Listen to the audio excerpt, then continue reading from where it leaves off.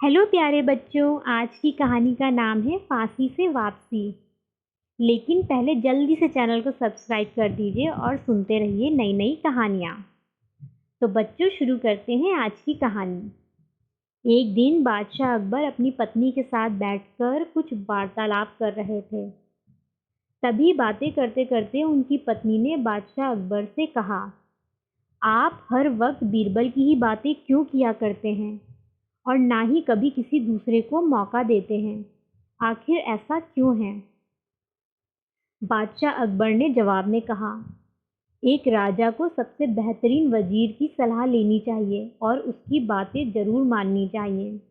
और बीरबल मेरा सबसे बेहतरीन और समझदार वजीर है, इसीलिए मैं हमेशा उसकी बातें मानता हूँ और हमेशा उसका जिक्र करता हूँ।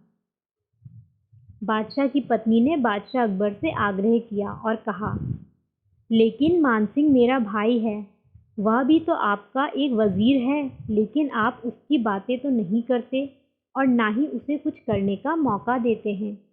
उसे भी कम से कम कुछ करने का मौका दीजिए ताकि वह खुद को साबित कर सके।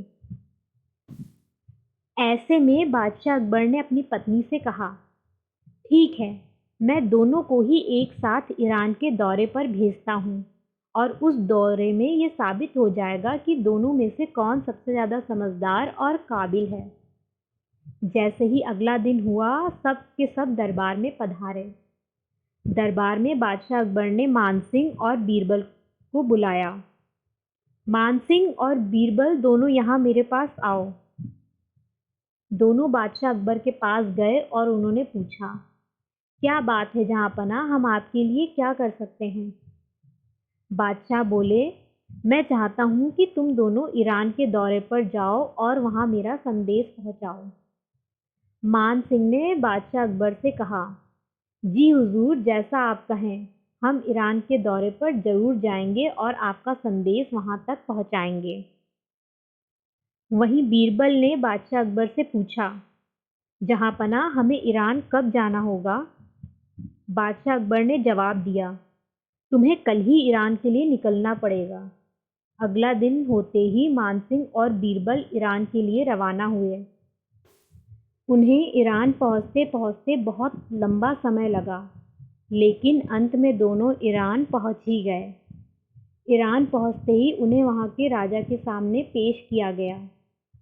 राजा ने दोनों को देखकर कहा, आओ आओ, मैं आप दोनों का ही इंतज़ार कर रहा था। राजा मानसिंह और राजा बीरबल, आप दोनों का यहाँ स्वागत है।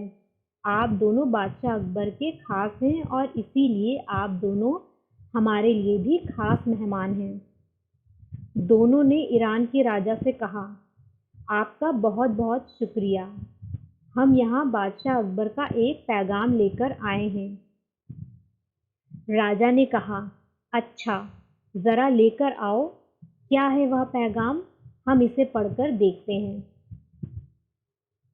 इसके बाद बीरबल ने ईरान के राजा को बादशाह अकबर का पैगाम दिया।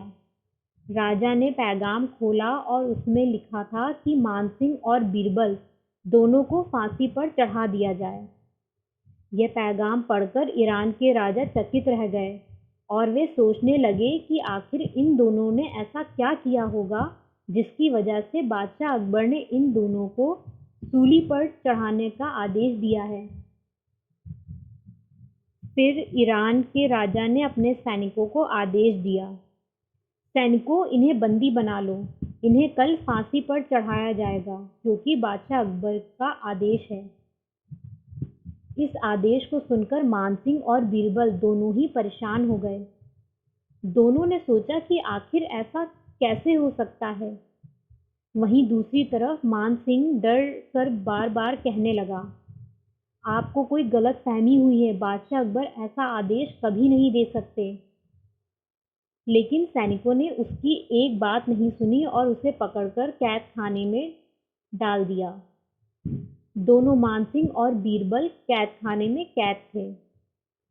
वहां वे दोनों एक दूसरे से बात कर रहे थे। तभी मानसिंह ने कहा, आखिर ऐसा कैसे हो सकता है कि बादशाह अकबर हम दोनों को फांसी पर चढ़ाने का आदेश दे दें? वहीं बीरबल ने मान सिंह को शांत करने की कोशिश की और उससे कहा, तुम शांत हो जाओ और चिंता मत करो।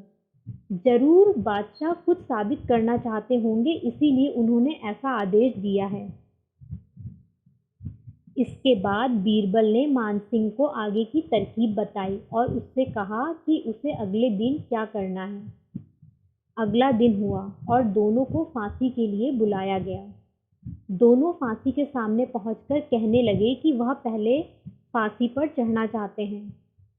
मान सिंह ने कहा, जनाब, आप मुझे सबसे पहले फांसी पर चढ़ा दें। लेकिन फिर बीरबल ने उसकी बात काटते हुए कहा, नहीं नहीं, मैं सबसे पहले फांसी पर चढ़ना चाहता हूँ, आप मुझे सबसे पहले फांसी पर चढ़ाएं।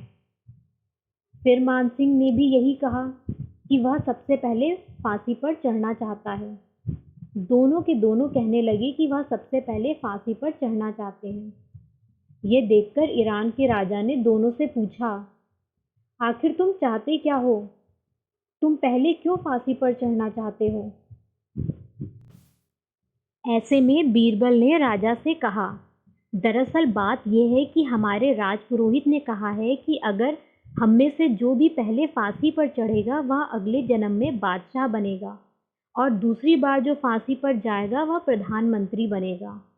इसीलिए हम चाहते हैं कि आप मुझे पहले फांसी पर चढ़ाएं। दोनों की ये बात सुनकर राजा सोचने लगे कि आखिर ऐसा कैसे हो सकता है। फिर उन्होंने सोचा कि इन्हें फांसी नहीं चढ़ाया जा सकता जब तक इनकी गलतियों को नहीं जान जाते। ऐसे में उन्होंने अपने सैनिकों को आदेश दिया कि इन दोनों को छोड़ दिया जाए। इसके बाद दोनों अपने देश वापस लौट आए। मान सिंह और बीरबल दोनों दरबार में पहुंचे। वहीं मान सिंह ने बादशाह अकबर से पूछा, जहांपना, आपने हमें मरने का पैगाम कैसे दिया? हमने आखिर ऐसा क्या किया था?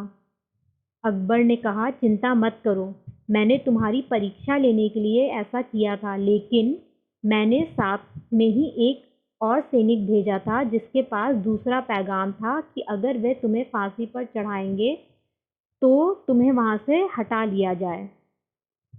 इसके बाद बादशाह ने उन दोनों से पूछा, आखिर तुम वहां से बच के कैसे आ गए? तब मान सिंह ने पूरी बात बताई और अंत में मान सिंह ने कहा कि बीरबल की वजह से ही हम वहां से बचकर आए हैं, नहीं तो हम बच नहीं पाते। और इस तरह से साबित हुआ कि बीरबल सबसे समझदार वजीर थे।